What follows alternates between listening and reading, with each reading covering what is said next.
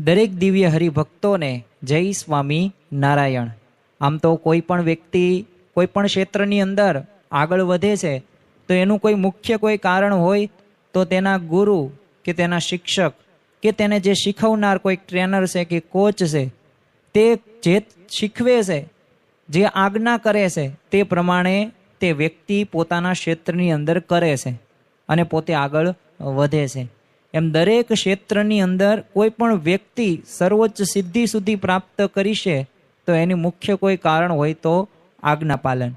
તો એમ શ્રીજી મહારાજના પણ પરમહંસોના જીવનની અંદર એ આજ્ઞા પાલન એક વિશેષ મુદ્દો દ્રઢ થયેલો જોવા મળતો. આજે આપણે એક પ્રસંગની વાત કરવાની છે, જે પ્રસંગનું નામ છે આજ્ઞા પાલક પરમહંસો. આમ તો પરમહંસોના જીવનની અંદર એ દરેક પ્રકારની ત્યાગ અને જે સંતોની અંદર જે લક્ષણો હોય દરેક હતા જ તે, પરંતુ છતાં પણ શ્રીજી મહારાજે 111 પ્રકરણોમાંથી 108 પ્રકરણો પરમહંસો માટે હતા. જે એક કસણી દ્વારા શ્રીજી મહારાજ પરમહંસોને એ શારીરિક રીતે અને માનસિક રીતે પણ પોતે એક માયાથી પર વર્તાવવા માટે તેમનો મુખ્ય એક ઉદ્દેશ હતો. અને કસણી દ્વારા એ નિશંકપણે ભગવાનની આજ્ઞા પાલન કરે એવા પણ શ્રીજી મહારાજે પ્રકરણો ચલાવેલા. હવે અમદાવાદમાં તે એક દરિયાખાનનો એક ગુંબજ છે. હવે વર્ષો પહેલાં એની આસપાસ એક આંબલીના ઝાડ હતા.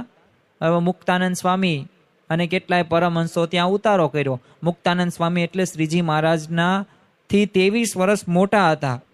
અને નીલકંઠ વર્ણી જ્યારે લોજ ગામની અંદર આવે છે અને ત્યાં રામાનંદ સ્વામી હાજર નથી હોતા, પરંતુ આ જ મુક્તાનંદ સ્વામીએ 5 અનાદિ તત્વોની ઓળખ એમને થોડીક સમજણ આપેલી હતી. આમ તો નીલકંઠ વર્ણીને તો ખ્યાલ જ હતો, પરંતુ એ દરેક જગ્યાએ 5 અનાદિ તત્વો પૂછતા હતા: જીવ, ઈશ્વર, માયા, બ્રહ્મ અને પરબ્રહ્મ. અને મુક્તાનંદ સ્વામીએ થોડોક યથાર્થ ઉત્તર એવો કર્યો એટલે ત્યાં નીલકંઠ વર્ણી સ્થાયી થાય છે. તો આ મુક્તાનંદ સ્વામી હવે એમને ત્યાં ઉતારો જ્યાં હતો એટલે ત્યાં સાવ એકાંતનું એક સ્થળ હતું. હવે સંતો દિવસ રાત કથા વાર્તા કરે, ભજન કરે અને રાત્રે મોડી રાત સુધી ધ્યાન પણ કરતા. હવે એક દિવસ એક છે ને ત્યાંના એક શેઠ હતા, એ એક મૃત્યુ પામ્યા. એટલે જે જ્ઞાતિના જે આગેવાનો હતા એ શહેરના અનેક માણસો અહીંયા અગ્નિ સંસ્કાર માટે જોડાયા. એટલે એમાંના કેટલાક લોકોએ આ ગુંબજ પાસે છે ને આ બધા સંતોને જોયા અને એમને આશ્ચર્ય પામીને સંતો પાસે આવીને કીધું કે તમે છે ને સિદ્ધ છો? એટલે સંતોએ કીધું ના, અમે તો સાધક છીએ, સિદ્ધ નથી. એટલે ના કહ્યું ને આ સાંભળીને એ જે વ્યક્તિઓ હતા એ બધા મજાક કરતા કીધું કે જો અમે સિદ્ધ છીએ. અને એવું કહીને તો 4-5 માણસો બધા પદ્માસનની સ્થિતિએ ઝાડ નીચે બેસી ગયા. અને બીજા સંતો પણ ત્યારે ધ્યાનમાં જ બેઠા હતા. એટલામાં તે અચાનક જ તે છે ને ઝાડ ઉપરથી એક સાપ નીચે પડ્યો.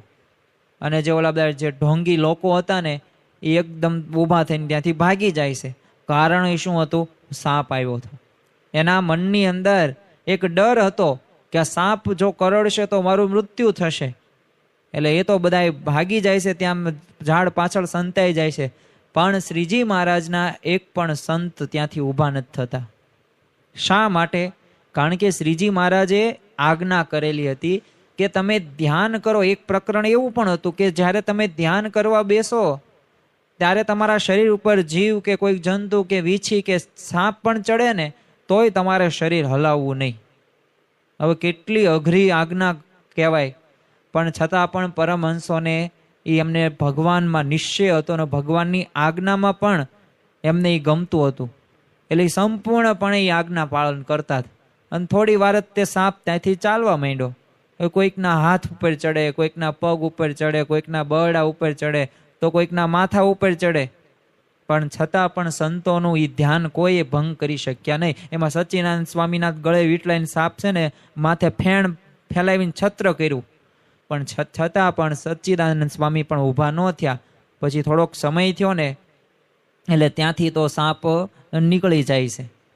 હવે આવી સ્થિરતા જોઈને ઓલા જે બધા જે ઢોંગીઓ જે લોકો હતા કે અમે સિદ્ધિ અમે પ્રાપ્ત કરેલી છે, પદ્માસનની સ્થિતિ, પછી સાપ આવ્યો ને બધા ઊભા થઈ ગયા.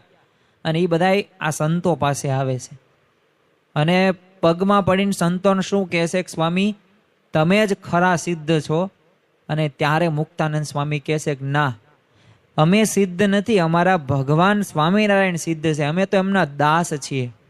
અને આવું જ સાંભળીને ઓલા બધા જે આગેવાનો હતા ને એમને કહ્યું કે તમે કાલે અમારા ઘરે આવજો, ભિક્ષા લેવા માટે પધારજો, તમને નિમંત્રણ છે, આવું કહ્યું. એટલે સંતોએ બીજી આજ્ઞા હતી અને એમને તરત યાદ આવી ગઈ કે જે કોઈ પણ બોલાવે ને ત્યાં ભિક્ષા માટે જવું નહીં. એટલે એ બધા લોકોએ પછી 2-3 દિવસ સુધી સંતોને સામેથી ભિક્ષા દેવા માટે આવે અને કથા વાર્તાનો સમાગમ પણ કરે. પરંતુ માન મળ્યો એટલે ફરી વખત એમને ત્રીજા જ દિવસે છે ને બધા સંતોન પરમહંસો હતા બધા ત્યાંથી નીકળી ગયા અને સાળંગપુર પહોંચી ગયા. કારણ કે આજ્ઞા શું હતી કે જ્યાં માન મળે ત્યાં પણ રહેવું નહીં. એટલે પછી શ્રીજી મહારાજે બધી આખો પ્રસંગ જાણ્યો અને ત્યારે શ્રીજી મહારાજ ખૂબ રાજી થઈ જાય છે. તો આવા તો કુલ 1, 2, 3 પ્રકરણો નહીં, પણ શ્રીજી મહારાજે 108 કઠણ પ્રકરણો ચલાવેલા અને એમાંથી આ પરમહંસો પસાર થયા હતા. તો જો આવા હતા પરમહંસો, કોઈ અપમાન કરે કે કોઈ ખાવા પીવા રહેવા ન મળે, ગમે એટલું દુઃખ આવે, તોય શ્રીજી મહારાજ જે આજ્ઞા એમને કરેલ એ સંપૂર્ણપણે તેઓ પાળતા, એટલે તેઓ સિદ્ધ હતા. એ ભગવાન થઈને પૂજાય ને એવા બધા એક પરમહંસો હતા, તોય શ્રીજી મહારાજના કેવા થયા? દાસ થઈને રહેતા. એટલે જ આપણને મહંત સ્વામી મહારાજ પણ અત્યારે કહે છે ને કે અક્ષરમ અહમ પુરુષોત્તમ દાસોસ્મી. આશ્રય દીક્ષા મંત્ર આપવાનું કારણ આ જ તે કે આપણે અક્ષર છીએ પણ દાસ કોના છીએ? ભગવાનના છે. તેમ દાસત્વપણે તેઓ વર્તે છે ને આપણને પણ વર્તવા માટે પ્રેરણા પૂરી પાડે છે. તો આવા શ્રીજી મહારાજના પરમહંસો હતા, આજ્ઞા પાલક પરમહંસો. તો આપણે પણ એમના શિષ્યો છીએ, આપણે પણ એમના હરિભક્તો છીએ.